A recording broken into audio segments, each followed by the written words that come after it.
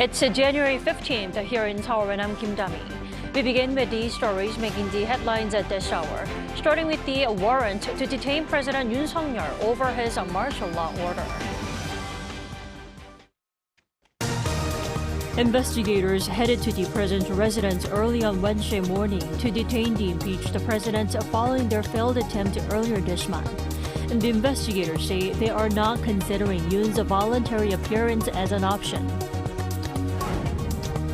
President Yoon's first impeachment trial hearing took place on Tuesday, only to end after only 4 minutes due to his absence.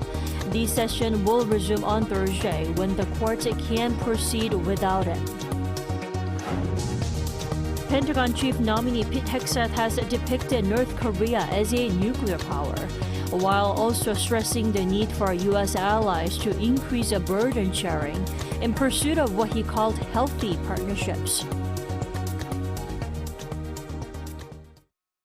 Investigators are back at the impeached South Korean president's residence this morning to try to detain him once more over his martial law declaration. Without further ado, we head over to the site with our Choi Min-jung standing by.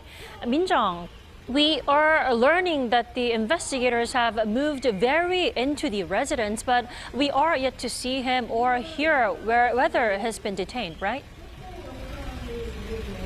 Right, Dami. While we hear that President Yoon has not yet been detained, he is expected to appear soon. The second attempt to detain President Yoon began early morning, marking yet another historic moment in South Korea's political landscape.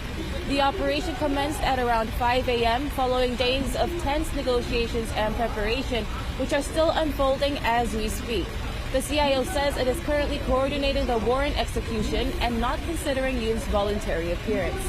Approximately 1,000 personnel, including members of the Corruption Investigation Office for high-ranking officials and police, are deployed to the presidential residence here in Hannam-do. This follows lessons learned from the first attempt on January 3rd, where 150 police and CIO staff were significantly outnumbered by over 200 presidential security personnel who successfully blocked access to the residence. In today's operation, however, authorities appeared better prepared.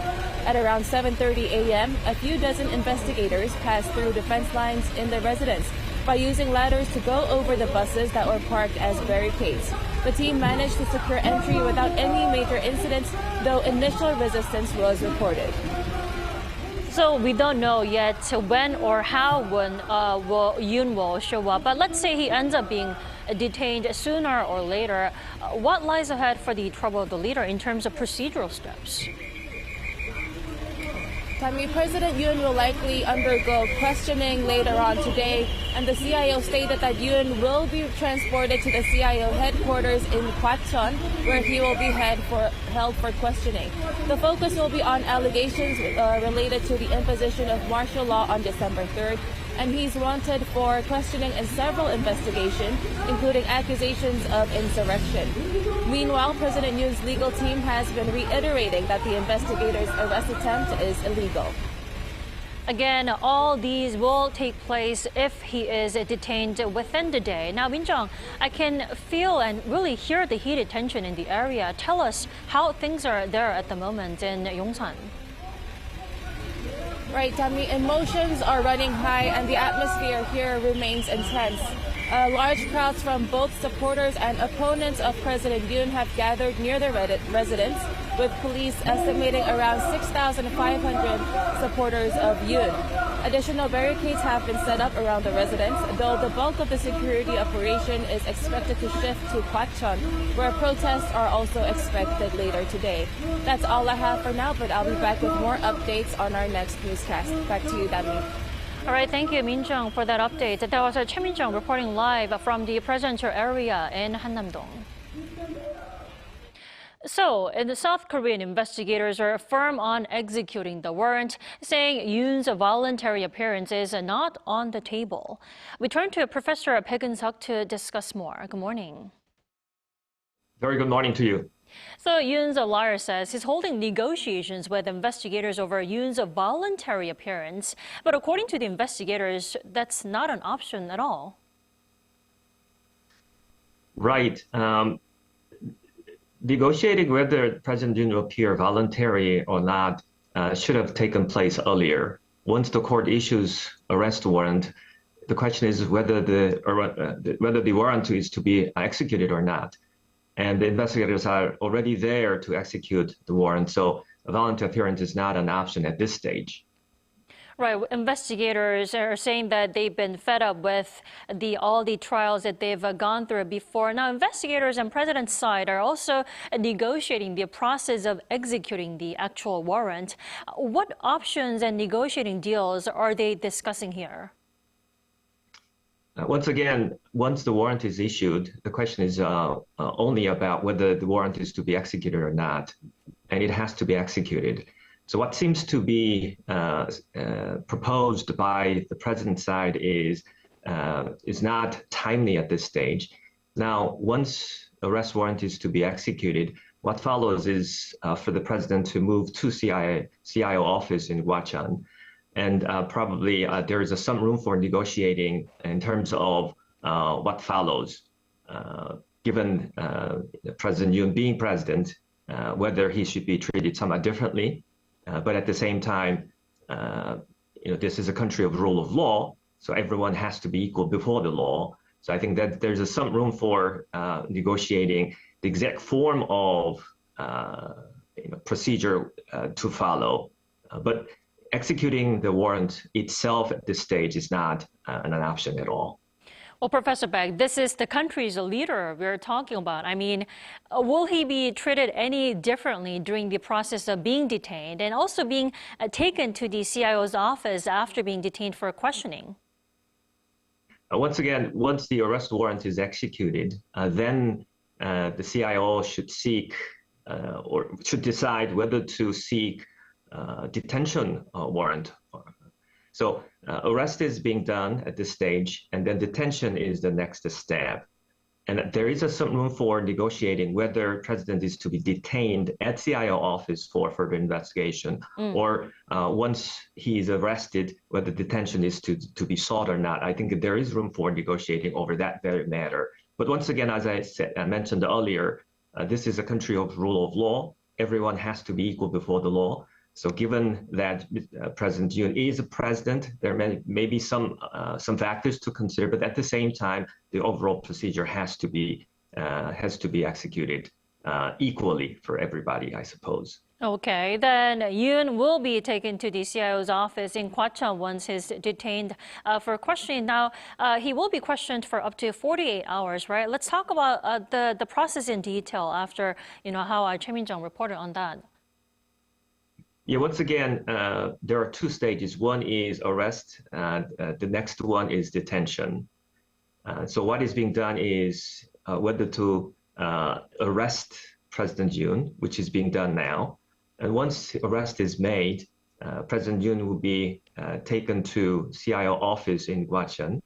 And then within the 48 hours, the CIO has to decide whether to seek detention warrant. And once detention warrant is issued, then President Yoon will stay in the CIO office for further investigation. It is up to the CIO whether to seek detention warrant or not. I think that's something that can be negotiated. But once again, President Yoon's voluntary appearance as opposed to arrest is not a live option at this stage. And given what President has been done, which is not very responding to any of the investigators' attempts or efforts, we have to see whether CIO would actually seek, as a next step, detention warrant. Well, Professor Baek, another major development that happened during this morning is that the police say they secured acting chief of Presidential Security Service Kim Sung-won into custody. Was he really taken into custody? And again, I'm just following the media coverage of it.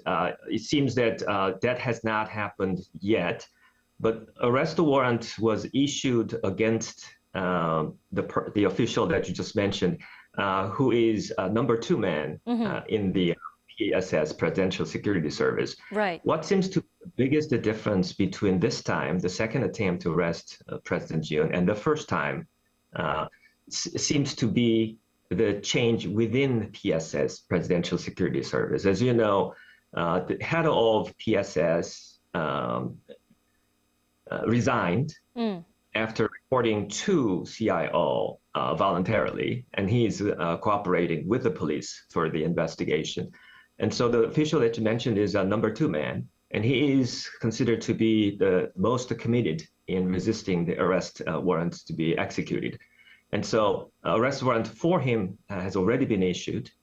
And there was some report earlier today that he was arrested, but apparently that was not the case. And so the biggest difference this time seems to be what happened within PSS.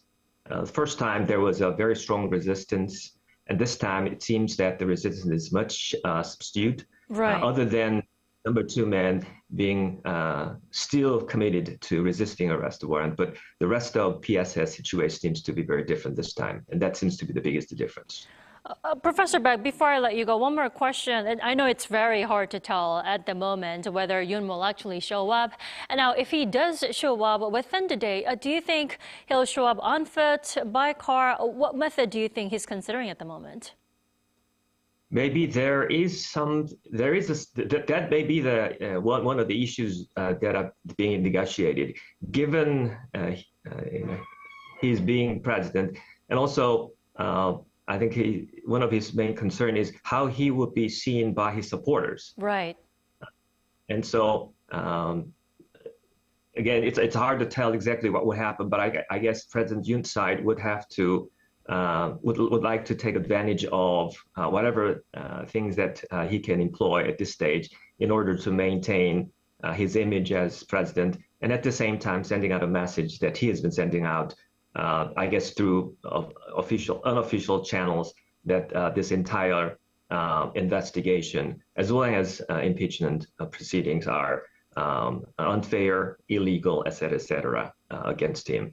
But again, I just hope and really strongly wish that President will do what he has to do. But let me add just one more thing here. Regardless of whether he is arrested or not, whether he's detained or not, the impeachment proceeding will go forward. Right. Because President's presence at the impeachment trial is not required. So without his presence, that proceeding will go ahead. Right, they are 2 different, separate matters, rather. Professor Baek, thank you so much for taking your time to be with us this morning. We appreciate it. Thank you.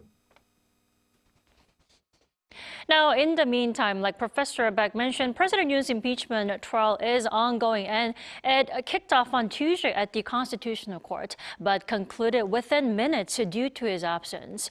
Now, the bench rejected a request by the president's team to recuse a justice. Our correspondent Oh Soo-young reports. Meeting adjourned after 4 minutes. President Yoon Suk-yeol's first impeachment trial hearing wrapped up almost as soon as it began, as the leader did not show up before the Constitutional Court on Tuesday. As the respondent is absent, proceedings will not continue today in accordance with Article 52, Paragraph 1 of the Constitutional Court Act. Yoon's absence was largely expected, as his legal team announced he would not attend the first session and submitted a series of objections to the court. These include an objection to the first hearing and the court's decision to fix 5 hearing dates without consultation. It also filed a request to recuse Justice Chung Gae-sun, who was appointed to the bench this month. Yoon's team cited her connections to the opposition Democratic Party and her husband's close association with former Chief Justice Kim Il-soo, who is co-chair of the National Assembly's panel of lawyers trying to impeach the president. The court's acting Chief Justice said the bench rejected the recusal request and said the court's announcement of multiple hearing dates aligns with the Constitutional Court Act. Speaking to reporters, Yoon's attorney Yoon Gak-keun expressed deep regret and indicated that the president's team will continue to contest the proceedings. The rush scheduling of hearings is unnecessary. Even if hearings were scheduled through February 4th, there was ample opportunity during today's or the January 16th hearing to consult with and notify the defense counsel. Such omissions cast doubt on the fairness and neutrality of the trial process. Meanwhile, the National Assembly's impeachment team called for swift proceedings and for the president himself to attend his trial. The respondent is expected to continue employing various measures, even after today, in order to hinder the swift and smooth progression of the trial. Yoon's absence at the first hearing means that the session has been rescheduled for Thursday. Now, if he skips the hearing a second time, the court can proceed without him. However, it's unclear how far the arguments can proceed at this point. During their two pre-trial sessions, President Yoon's lawyers and the National Assembly failed to narrow their differences over the main grounds for impeachment due to various sticking points. First, Yoon's lawyers say that the National Assembly's panel removing charges of insurrection as a main argument for impeachment makes no sense, as the Assembly's motion to remove him from power cited insurrection as a major reason. The Constitutional Court is expected to decide on this matter. Yoon's side also argues that his declaration of martial law was an act of state under executive authority and therefore not subject to judicial review. In a 60-page document submitted to the court on Tuesday, the team justified its reasons for declaring the decree, citing election fraud, the opposition-led parliament's disruption of governance, and the state of emergency. Furthermore, Yoon's team filed an objection to the court's decision to obtain records from ongoing trials and criminal investigations over the martial law declaration, arguing that it violates the Constitutional Court Act. By raising procedural issues and various complaints, observers say Yoon's legal team appears to be angling for more time, having criticised the court's focus on holding expedited proceedings. Oseong, Arirang News.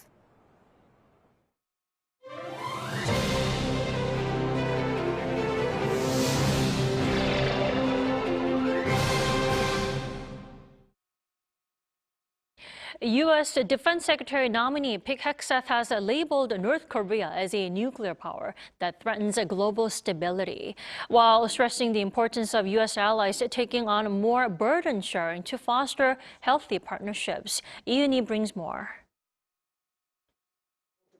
U.S. President-elect Donald Trump's nominee for U.S. Defense Secretary Pete Hegseth described North Korea as a threat to global stability, calling it a nuclear power. Hegseth made the comments in reply to advanced policy questions submitted to the Senate Armed Services Committee ahead of his confirmation hearing for the role of 29th Secretary of Defense. Hegseth wrote that North Korea's nuclear weapons, missile development, and growing cyber capabilities threaten stability in the Korean Peninsula, the Indo-Pacific, and globally. He added that the threat is especially concerning due to North Korea's proximity to U.S. allies hosting American troops, and if confirmed, he will request both classified and unclassified briefings on the DPRK threat. His use of nuclear power differs from the term nuclear weapon state under international law, as it includes countries with nuclear weapons that are not officially recognized as countries with nuclear weapons. With him potentially running the U.S. Department of Defense, overseeing over 3 million people and a budget of nearly $900 billion, Hegseth's remarks signal a clear recognition of the threat posed by North Korea's nuclear capabilities. He also said he plans to reassess the readiness of U.S. military forces globally and ensure adequate funding to strengthen U.S. posture and deterrence in the Indo-Pacific. This suggests the Trump administration may seek higher defense contributions from South Korea for U.S. forces stationed in the country. Regarding China's military threat, Hegseth emphasized the need for greater global burden sharing, along with increased investment in the U.S. defense industrial base. Hegseth emphasized that strong alliances require mutual responsibility and cannot be one-sided, noting that the U.S. will push for increased defense spending and burden sharing from allies. He also said that strengthening these partnerships through consistent cooperation is key to enhancing mutual trust. Yoon, Arirang News. Now, U.S. Secretary of State Antony Blinken says an Israel-Hamas ceasefire deal is right on the brink and closer than it's ever been before. Lee Seung-jae reports. After over a year of fighting, Israel and Hamas may finally agree to a ceasefire deal. According to U.S. Secretary of State Antony Blinken on Tuesday, a ceasefire deal is closer than it's ever been before. Over the past several weeks, our intensive efforts have brought us to the brink of full and final agreement. On Sunday, the United States, Qatar, and Egypt put forward a final proposal. The ball is now in Hamas's court. If Hamas accepts, the deal is ready to be concluded and implemented. I believe we will get a ceasefire. Speaking at the Atlantic Council in Washington, the top U.S. envoy also laid out the plan in which he says a reformed Palestinian Authority would lead Gaza and bring in international partners to help establish and run an interim government. Blinken added that the Biden administration will hand over the post-war management plan for Gaza to President-elect Donald Trump's team. This would include details of an interim security mission, including international forces and Palestinians. The Associated Press says that Hamas has accepted a draft agreement for a ceasefire, as well as the release of dozens of hostages. According to officials involved in the negotiation, the talks are in their final stages. The call for a ceasefire is also coming from a small number of Israeli soldiers who are refusing to fight if a ceasefire agreement isn't reached. Some 200 soldiers signed a letter vowing to stop fighting if the Israeli government didn't secure a ceasefire.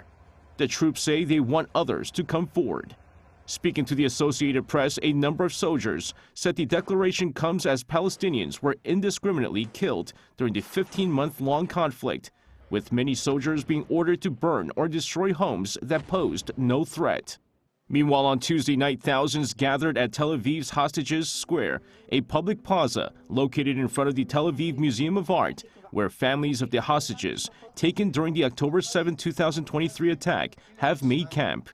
Protesters sang and played music on stage, with those present anticipating a ceasefire deal that would finally bring back their loved ones. 94 hostages are still being held by Hamas since being taken on October 7, 2023. The 15-month-long conflict has also led to the death of over 45,000 Palestinians. Lee Seung-jae, Arirang News.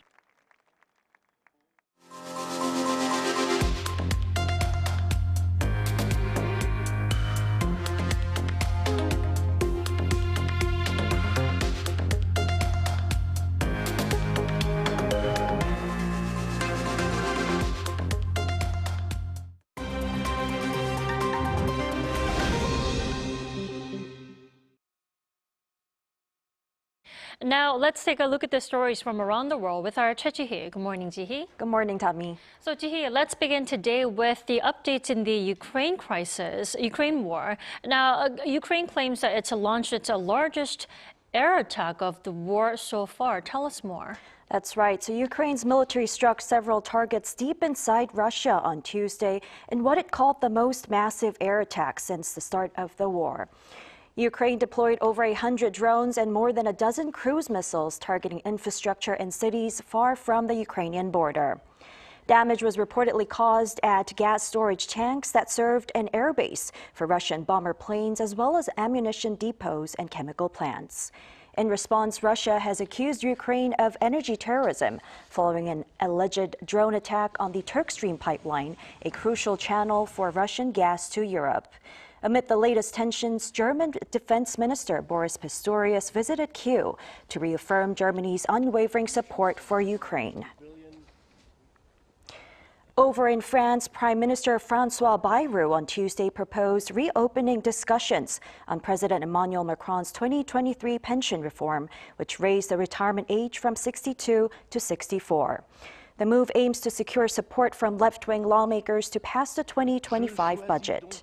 Bayrou emphasized the necessity of restructuring the pension system to stabilize France's public finances, highlighting the country's significant debt and the goal to reduce the public deficit to 5.4% of GDP in 2025.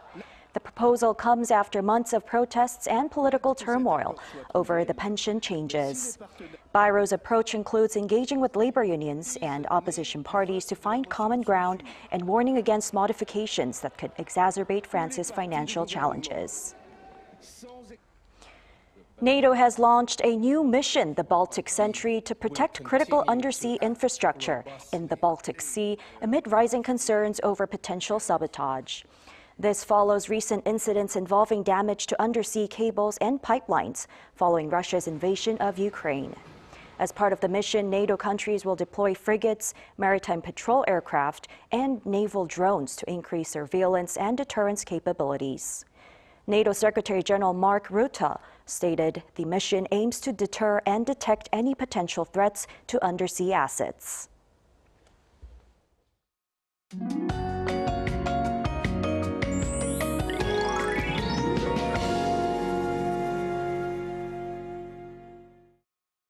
The bitter cold returns to much of the country, with cold wave alerts reissued in many central regions.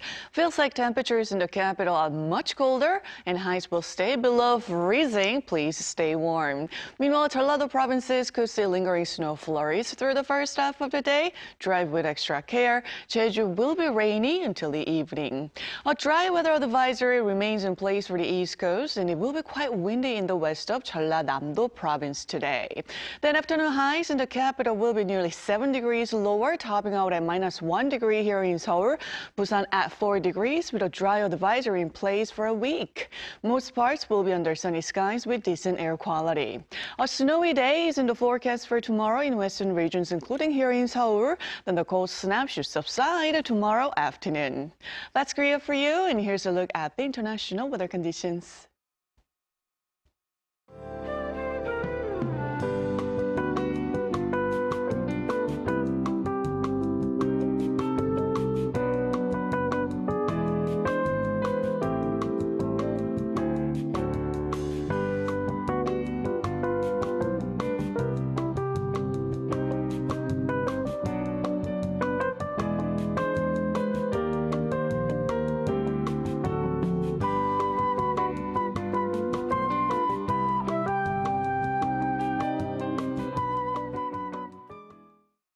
That is all we have for now, but we will be back at 5 p.m. Korea time. Thanks for watching.